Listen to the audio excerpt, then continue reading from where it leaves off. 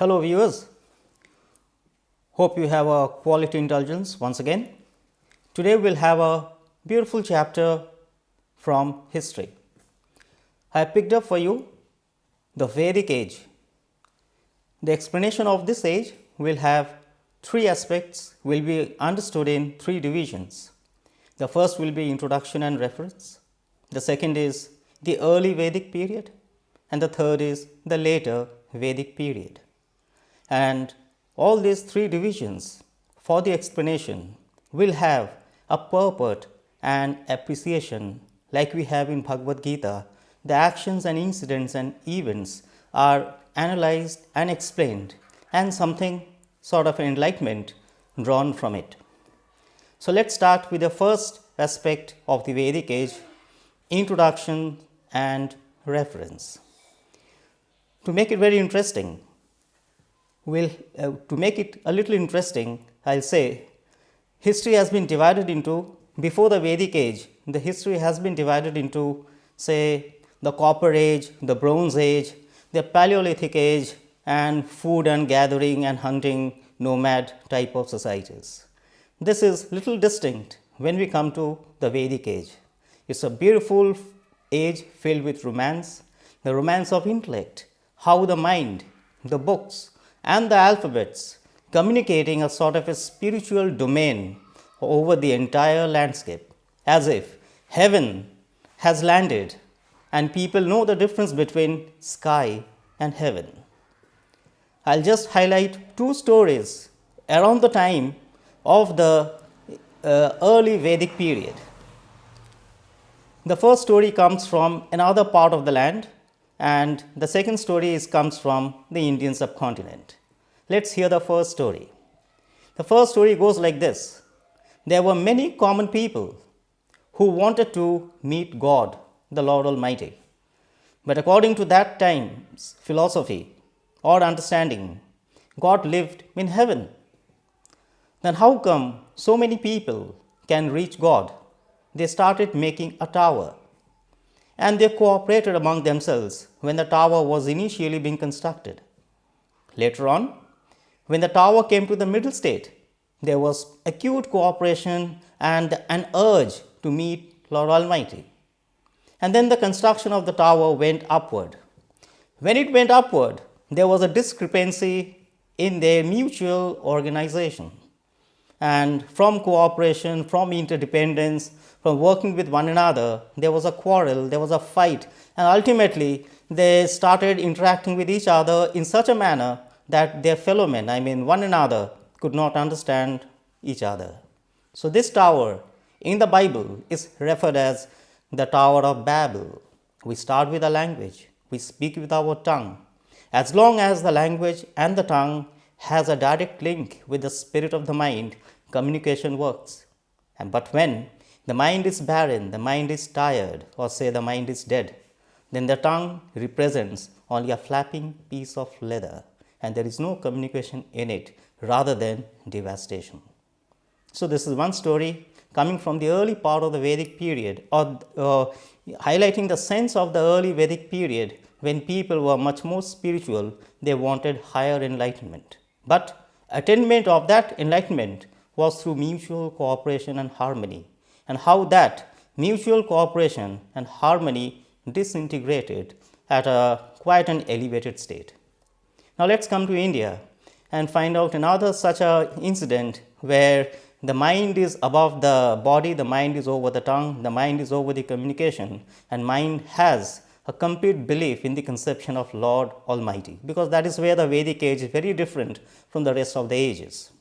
So the story from India comes like this, the incident of kite flying. Kite flying is a very old ceremony. Still, the tradition of the kite flying is still continuing in our country. But the real story behind the kite flying is rather very interesting. Many people used to fly kites, and while flying kites, they had a goddess with them. And the goddess was already on the planet Earth, living on the land, with the people who lived so in a friendly manner and flew kites, interacted with the goddess, and at the same time leading a normal, happy life. So in this context, God has already landed on the planet Earth. So one day what happened? The goddess wished that I should go to heaven and meet my people, meet my family people. So a huge kite was made for the goddess to sit on the paper kite, and it was flown. Though the goddess was heavy and the kite was paper, it's light. But let me tell you, the mind is much more spectacular than science. It is beyond science. It can attribute lightness, it can attribute heaviness, it can attribute anger, irritation and jealousy, which is happening in the now modern civilization. Well, let's go back there. So the heavy goddess was sitting upon the kite, and the kite flew goddess, and it went high up and she reached heaven. And before entering into heaven, she gave a message that on this and this date, or this and this day, I'll again come back to you. So with this, the goddess vanished. And that particular day came when goddess was supposed to come down to heaven and live with come down from heaven and live with the people. So the kites were flown, and there were multitudes of kites flying. Then goddess came out from the gate of the heaven, the pearl gate. Pearl gate is called the gate of heaven. So goddess came out from the pearl gate and saw so many kites flying in the sky to welcome her down on the planet, on the land of the enlightened people. Enlightened people, mind it. And though the kites were flying, each kite was in a tussle with one another. I mean, one kite fighting with another kite to reach out to the gate of the heaven and be the first one to receive goddess and bring her down. Seeing this attitude of the enlightened people, mutually scuffling with one another, goddess sent the message: if my people who love me so much are unable to love each other, be in harmony, what will I do by coming down to all these people? So I'll never get down from this gate of heaven. So till death, we still fly kites, but hoping in one of my kite, goddess will be sitting. But the criteria and the terms and conditions to which goddess wants us to abide by, we are still lacking short. We are still failing in meeting the terms and the conditions. So these are the references of the Vedic period before we get inside the Vedic period. Now, why did I say these references? Because this references dealing with intellect, dealing with books, has a lot of spirit infused in it.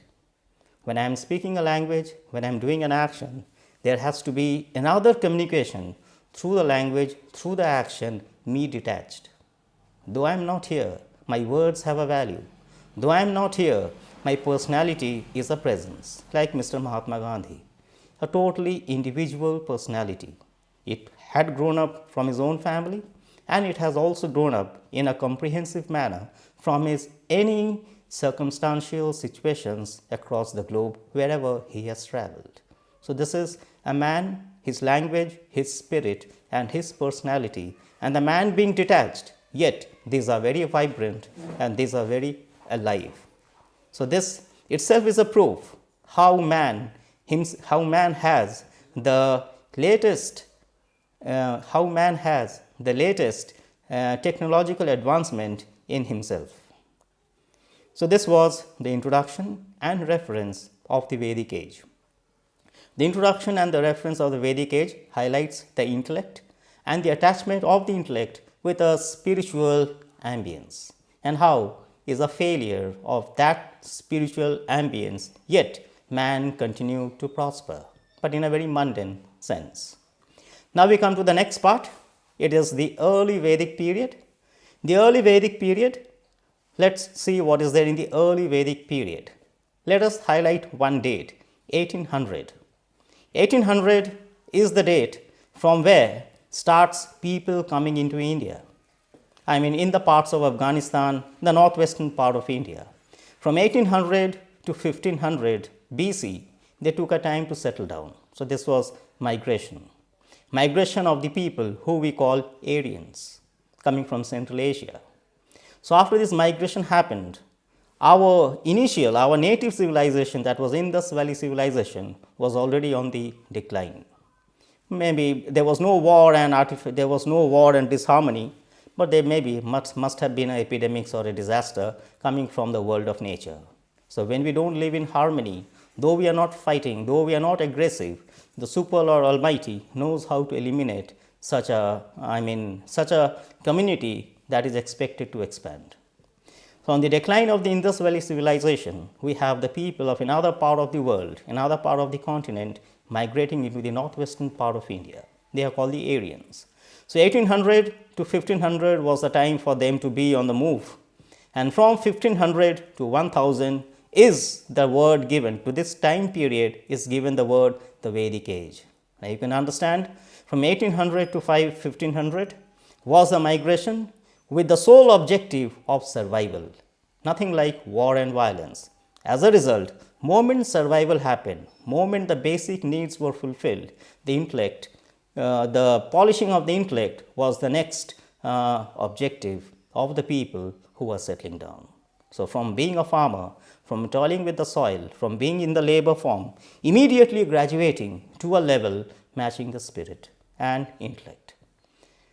So, 1800 to 1500 was the movement of the people and getting adjusted with the soil, with the climate and the ambience, the environment, and from 1500 to 1000 is the spark of the intellect, the Vedic period.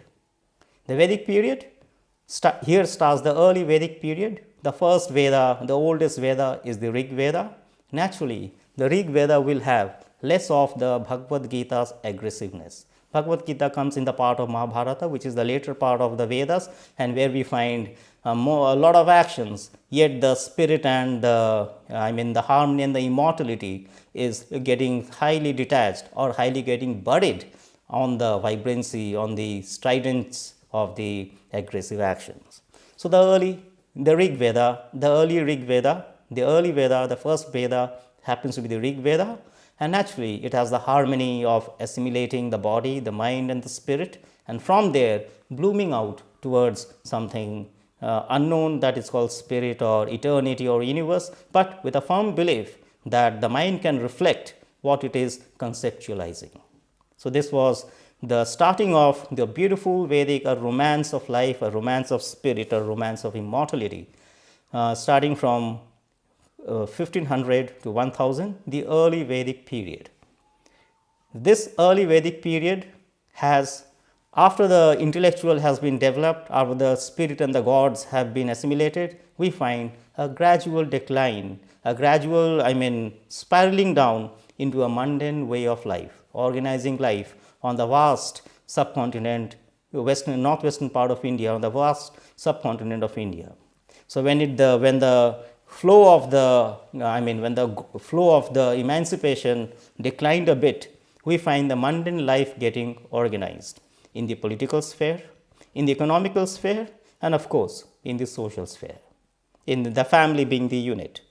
Political was the king ruling, the villages and all getting divided into sabha with terminologies which will be under the command of the king. Then comes the economic. Economic was basically agriculture, cattle and metalwork. And social life, family was the unit. The male member was the head of the society, patriarchal society, and society was divided on the caste basis. The division of the society on the caste basis was done with the objective to promote the day-to-day livelihood, the day-to-day existence, and a bit of political, political safeguarding and a bit of political life. So, naturally, the caste system served only at the social level, it is not elevating itself to the spiritual level. And women were respected, and women had the right to choose their husband, this being the social sphere of the early Vedic period. Political domain was under the king, economy was agriculture, cattle and metalwork, social life was family was the unit, male member was the head of the family. The society was divided into 4 categories, starting from Brahmana, Kshatriyas, Vaishyas and Shudras, and lately getting attached the untouchables. This is for the maintenance of the organized society for their day-to-day existence. This is not being elevated to the level of the Tower of Babel or the kite flying and the God living with us. This conception, the space for this sort of leisure was missing in the early Vedic period. Then you can understand in today's time how much aggressive is our leisure period. We have no free time to be with ourselves. So, this was the early Vedic period. Before going to the next, a bit of religion coming into the early Vedic period, we see the elements getting worshipped. Elements are the rain, the thunder, the fire, the earth. These are the elements. These are being worshipped, temples and shrines being constructed for the worship of this rain, thunder, fire, earth. These are the elements. But you will see, when it comes to religion, even early Vedic period is a step down. That is a step down from the higher achievement of the spirituality. Though they are worshipping the elements, that is where the planet Earth is existing with the elements. But though they are worshipping the elements, they are unable to break through like a spaceship from these elements and capture the universe into a nutshell. Why?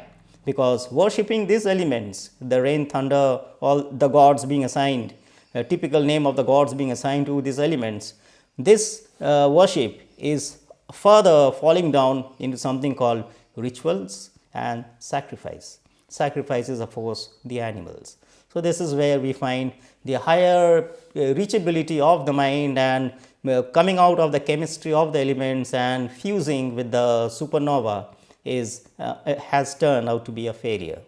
So, how social organization on the caste basis being so perfect, kings and the political system, the economy and the social life being so well organized by the maintenance of the caste system, when it comes to religion, they have a urge towards the ultimate challenge which keeps the planet Earth into a prison, that is the elements. But from those elements, earth, water, rain, thunder, they are unable to melt or evolve or simply magically transform into a peculiar universal entity. So, it catapults, it plummets, the effort, the urge, everything plummets into something called ritual. In today's life, which we say routine, and ritual, routine and sacrifice. So, when we are depressed with ourselves or when we are depressed with our own surrounding and circumstances, how aggressive is our action. The word sacrifice itself is the monogram highlighting how depression leads man to aggressive actions, as if sacrifice is a make-believe world, as if a sacrifice can work out the miracle of emancipating ourselves from the elements of the planet and merging with the universe. So, when it comes to higher level of thinking, even in the early Vedic period, collective people's life did show a failure. Now, before going to the next and the last part, that is the later Vedic period, I would like to highlight a bit of development in the southern peninsular part of India. A king's name may be Krishnadevaraya, but he may not be living in the time of Vedic period. Maybe it's far, towards the Middle Ages, where we have the king called Krishnadevaraya. Now, one unique thing I would like to highlight about this singular individual, that is Krishnadevaraya. What is that? After organizing the society, political, the economy and the social life and the caste system, when it came to religion, this single person, the Krishnadevaraya, he infused a sort of a mystical element into the temples. How? Catching up the Vaishya class who are in the business community, especially the hand labor workers. So, they were the ones who used to make the idols of the gods. But this Krishnadevaraya, being from a Kshatriya family, working with the business class people, though business and labor, at that time I think these were all merged. So, this coming from a Kshatriya warrior class, working with the business class, with the temple aroma in front, what was his innovation? Make the images of the god with the metals, as you have been, metal has always been a part of India's soil, apart from along with agriculture. So, make the god's image statues with the metals, but make it hollow. Let the wind, let the elements see the perspicuity of a human, a man's, true honest effort, true honest urge, true honest conception. Make the image, make the statue of the god with the metal, but let it be hollow and let the wind pass through it and it will be musical to the ears. So, how eyes and ears will get focused of any common ordinary human being when he visits that shrine with a feeling of devotion. So, just like in today's age, the science and technology, the audio visual aids captures only our sense organs. Similarly, a bit of wind passing through a hollow metal is able to capture the abstract feeling that was called devotion, with which a person is expected to enter professionally into a temple's compound. So, that was a singular achievement of a king called Krishnadeva. Now, why did I highlight this singular man Krishnadeva? Because by the end of the Vedic age, we will not find any collective people, we will find certain individuals who have, though living in the later Vedic period, but capturing the Rig Vedas, the early Vedic period's essence, and moving out from the soil of India. That is yet to come. That will come towards the last part of the later Vedic period.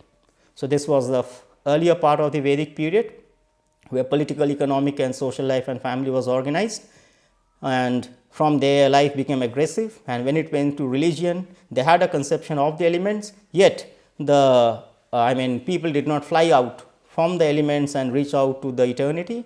It collapsed into the religion, the ideologies collapsed into rituals and sacrifices. That was it. With this, the early Vedic period comes to an end. Now we come to the later Vedic period, 1000 to 600 BC. The time period is a change. The time is showing there is a change between the early Vedic period. There is a change in the with the early and the later Vedic period. There is a change. There is a change in the Vedic period. Though same people are living, the same society is existing, the name of the same country is there. Then what is the change? Where is the change? The change is in the action. The action has become aggressive. People have become more mundane. People have less time to think, and even if they are thinking on ideals and idealism, they are stuffing it with aggressive actions, like we saw in the earlier Vedic period, something called sacrifice and rituals. People like Krishnadeva are yet to come and normalize it to the level of divinity. They are yet to come towards the end, when blindness has taken over. What a miracle happening again among the collective people who have accepted a type of a society for the hundreds and thousands of years, yet one single individual is able to wipe out this solid foundation on which society is laid. Now, the later Vedic period, same thing, the political structure, the economical structure, the social structure and the family structure. Here, though the structure is same, matching with the early Vedic period, then what is the difference? The aggressiveness is the difference. The king is the head of the village. There are sabha and samitis are there to control the political organization, and it is becoming aggressive. How? Ashwamedha Yajna, religion supporting more of the king's rule rather than experimenting with the elements in which we are trapped. Our body is trapped. So, this is how the two age, the early and the later Vedic age, is being differentiated. In every sphere of social life, there is an aggressiveness of actions. So, here automatically Bhagavad Gita will be coming up, making us feel to the common ordinary people, be with your actions, forget about the result, because that conception, that reachability or that storage chip is not available at that point of the people's generations.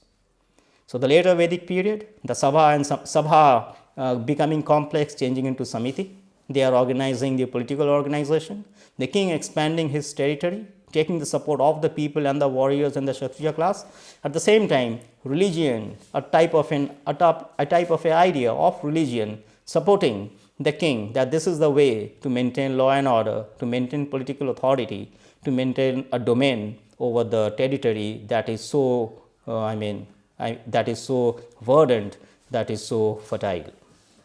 Then comes the economy. Economy is what? Constructions. The labor class, the business class coming in, and Janpada changing into Mahajanpada. The towns changing into cities. But there is nothing much achievement in it, like a chair changing into a sofa. So, this is the basic difference. This is what is happening today and was happening at that point of time. Skill only in the labor, not with the thought and feeling immersed in the skill. The chair may change into a sofa, the town may change into a city, but I may not be able to sit either on the chair or in the sofa comfortably. So, this is the minus point where the more people are expanding, the more the population is expanding, the more is the jumbled state of the mind. And if the people are reduced, the population will be in the mind with aggressive actions. That is where Mahabharata and Ramayana, explodes how people are much more aggressive with their actions, even their feelings. Rama's father, how the feelings of distrust, the aggressiveness of feelings is also getting highlighted, be it action, be it feeling, or be it humanity. The aggressiveness is the one that is having the upper hand over the nobility with which we are supposed to attach ourselves with such actions and feelings.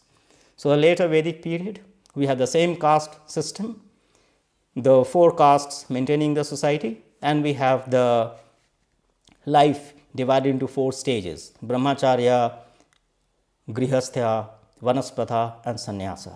But see, this 4 stages of life and the caste system that is maintaining the society, somehow it is not matching. As a Brahmacharya, what I am reading in the textbook, as a student, what I am reading in the classroom, I am not finding it in my society, because society is governed and ruled by another logic. This here again comes the same. I have to use black alphabets, the intelligence infused in the black alphabets, and with that I have to navigate the society and bring the real solution simply by myself.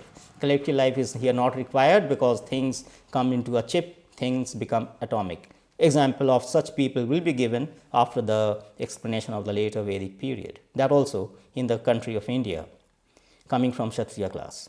So, society was divided on the caste basis, and life of the people were on 4 stages. So, aggressiveness slowly coming in. A student should go to school, student should follow Brahmacharya. When he becomes an adult, he has to lead a married life, Grihastha.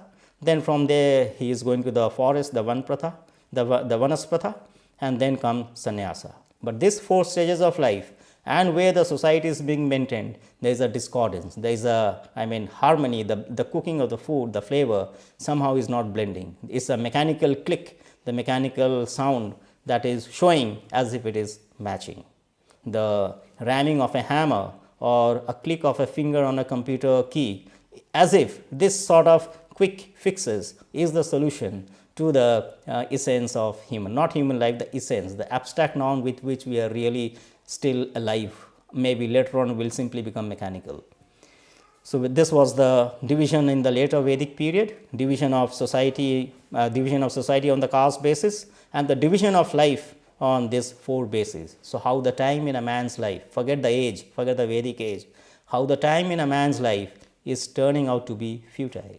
So, whenever a person is going to a sannyasa period, he is totally depressed, what I have done with my life, and there is a retrospection, what should I have done, what I should not have done, and the action which was aggressive when he was a young man, the action in which he was living, which was so aggressive as a young man, in his old age, it becomes a moist, shapeless sort of a lump with no intelligence in it.